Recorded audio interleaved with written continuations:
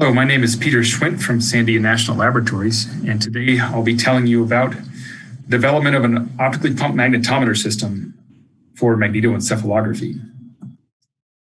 By way of introduction, let me start out with comparing superconducting quantum interference device, or SQUID magnetometers, to optically pumped magnetometers, or OPMs.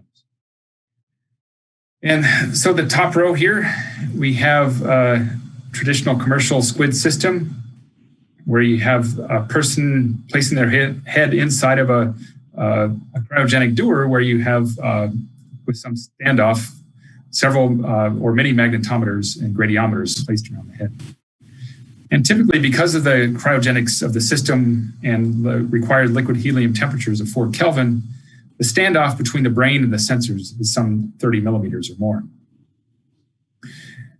And the types of sensors that are used are typically pickup coils that are either planar gradiometers or magnetometers or axial gradiometers.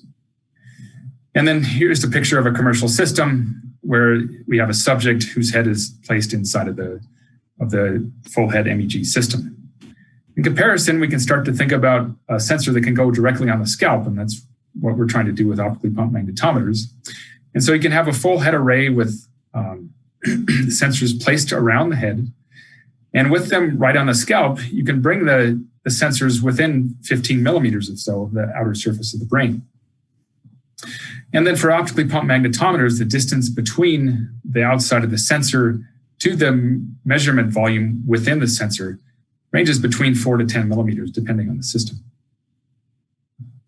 And so the advantages we really see of OPMs over SQUID is that we can really conform the array to the head, whereas a SQUID helmet is made to conform to 95% of the adult male population.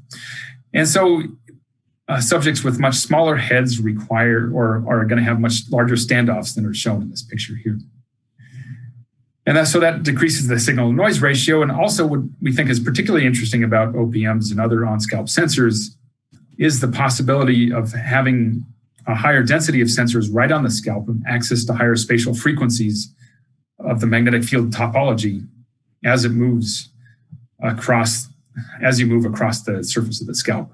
And by looking at these higher spatial frequencies, you have the potential to access higher spatial resolution, particularly for sources right below the scalp and right at the surface of the cortex.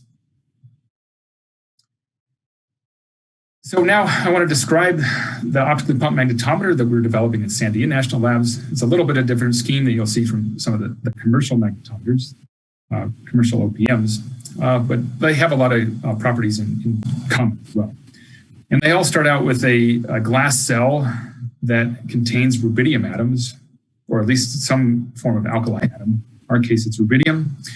And in each rubidium atom, there's an unpaired electron, and associated with that electron is a spin. And that spin is what we use to detect the magnetic field. And so it starts out, all the spins randomly oriented. And then when we apply a pump laser, a circularly polarized pump laser, all the spins become aligned with the optical pumping axis of the pump laser. And so this dotted line here is to represent the ensemble average, or the magnetization of the spins with the pump laser. And then if we apply a magnetic field, say in and out of the page here, then the spins will start to precess. And then what happens is we get a common or a net magnetization angle of this ensemble average of the spins relative to the optical pumping axis, as you have the competition of the optical pumping with the spin precession. And so then to measure the magnetic field, we tried to determine what this angle is. And where our sensor difference is that we use a probe beam to try to measure this angle. And so we have a linearly polarized off-resonant probe beam, and we're trying to measure the Faraday rotation to determine what the spin polarization is inside the vapor cell, and thereby the magnetic field. And that's proportional to this polarization rotation, or Faraday rotation, of the light as it passes through the vapor cell. Finally, I want to mention that we apply a magnetic field at about 1 kilohertz, and that defines the sensitive axis of the magnetometer. So here in this picture, we'd be applying it in and out of the board. We can also apply it vertically.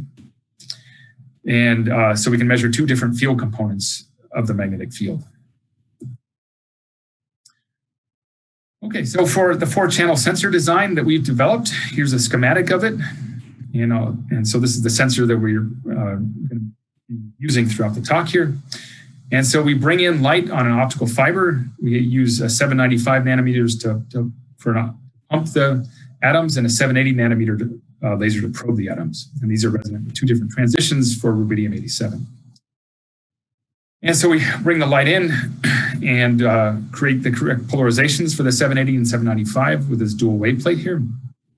And then we divide the beam into 4 beams using a diffractive optical element. So that's what makes this a 4-channel sensor, is that once the beams propagate through this lens and into the vapor cell, the 4 beams are separated by 18 millimeters. So that's what I'm showing here, are these 4 beam spots in this plane within the vapor cell.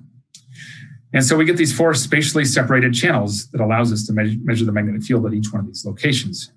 The light comes back and goes into some detection optics, which allows us to measure the polarization rotation and thereby the magnetic field. So in addition to this 18 millimeter baseline, we also have beams that are about 2.5 millimeters full width half max diameter. And so that gives us, along with the 4 millimeter path length inside the vapor cell, about a 20 cubic millimeter sensitive volume for each channel. So we're integrating the magnetic field over about 20 cubic millimeter volume here. The standoff of the sensor from the head, as it's currently designed, was 9 millimeters, but our air cooling here was not quite sufficient, and we needed to add another 3 millimeters of insulation to make it comfortable for the subject. And so that's something we'll be trying to address going forward, is reducing the active volume to the outside of the sensor distance. Here's a picture of our sensor implementation. And so we have the fiber coming in here, and the vapor cell sits over here, and the footprint of this sensor on the head is about 40 by 40 millimeters, and the overall sensor is about 200 meters long. This OPM, or at least our OPM, the way the beams are configured within the sensor, we measure the field components that are transverse to the scalp. And so we're able to measure both components sequentially that are transverse to the scalp, whereas most SQUID systems, and also a lot of the OPM systems that you'll see out there, measure a radial component. The performance of our sensor is shown here, and so we're plotting the sensitivity as a function of frequency. And here we're showing the magnetometers range between 10 and 20 femtotesla per root hertz sensitivity. And if we make a gradiometric measurements between 2 adjacent channels, we're able to show an inferred sensitivity of the channels between 3 and 5 femtotesla per root hertz. The bandwidth of our sensors ranges between 80 and 90 hertz. So then we take all these sensors and put them in a complete MEG system. And this is a schematic or a drawing, a CAD drawing of what our system looks like. So we have a subject laying down inside of a 3-layer magnetic shield. And so we have a cutaway of the drawing here so we can see inside the shield. And then inside that, we place our sensors. And so we're able to place 5 or 6 of these sensors up against the left side of the person's head. And that gives us a 20 to 24 channel array, depending on how many sensors we have in the array. We have lots of systems that support this MEG measurement. We have a laser system to drive the OPMs. We need air cooling to keep things cool, since we heat the vapor cell up to about 180 degrees Celsius. And we have a temperature controller for those vapor cells. And then we also need to amplify and digitize the signals that are coming from our magnetometers that is stored on a host computer. And then we also have rather extensive magnetic field control inside of the system. So we have some large coils that go around the outside, and then each sensor has on-sensor coils, which applies the 1 kilohertz modulation to define the sensitive axis of the magnetometer. Finally, we have a stimulation computer that allows us to provide a stimulus to the human subjects, which is, in our case, electrical median nerve stimulation or auditory stimulation. Okay, so for this, we've developed a custom LabVIEW-based data acquisition and control software, and then we also have a custom MATLAB-based MEG data analysis pipeline that's based off Field Trip. Our MEG system on the inside looks something like this, where we have, here we have 6 sensors in our array for a 24-channel array. For all the data I'll show you today, this sensor is missing, so we have a 5-sensor 20-channel array. And here you can see a picture of myself with my head up against the array, so we're partially covering the left hemisphere over here for measuring activity in the left auditory cortex or the somatosensory cortex. With all the sensors in the array, you can see that we have a substantial amount of noise inside that shield, but fortunately a lot of that is common mode, and using independent component analysis, we can get rid of a substantial amount of that noise. And so we can do the ICA analysis and identify common mode noise components, remove these particular components from the data, and then we can characterize basically the noise floor, the sensors inside the shield. And we're really showing something for one of our better channels here around 10 femtotesla per root hertz. And if we look at a histogram across the array, we're ranging between 10 and 20 femtotesla per root hertz, with a few outliers up here to 30 femtotesla per root hertz. So when we make these MEG measurements, we have 2 different protocols that we're implementing here. One is to do a somatosensory evoked field through median nerve stimulation, getting a robust thumb twitch. And then we're also applying a 1 kilohertz tone in both ears to get an auditory evoked field. And so with this data here, we can see the red dots give the location of each sensor, and then the red-orange trace gives us the field component in the vertical direction, and the blue trace gives us the field component in the horizontal direction. So for the somatosensory field, you can see that we have the most activity up here near the somatosensory cortex, and then for the auditory field, we're seeing it mostly centered around the auditory cortex. Okay, so now I want to show our ability to localize where these fields are coming from. And we do the localization with the OPM array, and we compare it to the result from a commercial SQUID device. And so that's what these 2 dots are indicating, where the red dot is the SQUID data, or the SQUID location, and the white dot is that derived from the OPM data. And so it's very good to see that we're able to get things less than a centimeter separation between both data sets. And then we can look at we've been able to look at 3 different subjects and characterize the error across, the localization error across 2 different measurement protocols, the somatosensory and auditory experiments. And so in all cases, it was less than 1 centimeter of error between the 2 systems.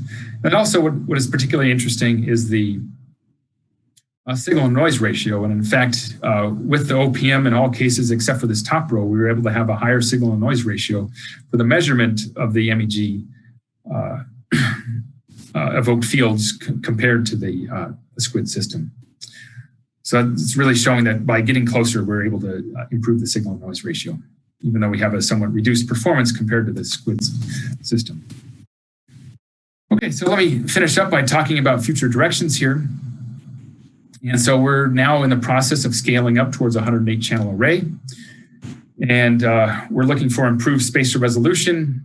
And we're looking to do this through good calibration of where the sensors are and determining optimal sensing positions for each channel.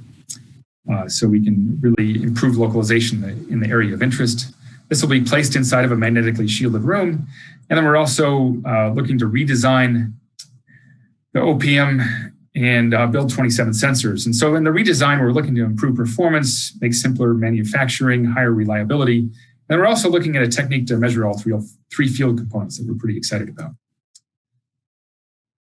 And one of the things that we want to do is get this cell closer to the head, and that means we're going to be looking at vacuum packaging for better thermal insulation. And so we think we can get down between 6 or 7 millimeters for the center of the cell to the outside of the head vacuum packaging. So that's another improvement we're going for. And then we also want to look at adding more channels. We're doing 4 channels right now, but we have the possibility of adding 5 or maybe even 6 channels. 9 channels, and doing a 3x3 array. And that's the advantage of using this large vapor cell. It's relatively straightforward to add more channels. So finally, to conclude, we have constructed a complete MEG system using OPMs, and we've been able to localize sources with sub-centimeter accuracy compared to a commercial SQUID system. We have a 4-channel OPM that we developed that has kind of 13 femtotesla per root hertz magnetic sensitivity, or 5 femtotesla per root hertz per centimeter gradiometric sensitivity. And in the future, we're looking at scaling up. We're targeting higher spatial resolution and researching a 3-axis OPM. So I'd like to finish by acknowledging all my collaborators and our funding from the National Institutes of Health and NIDIB. Thank you very much.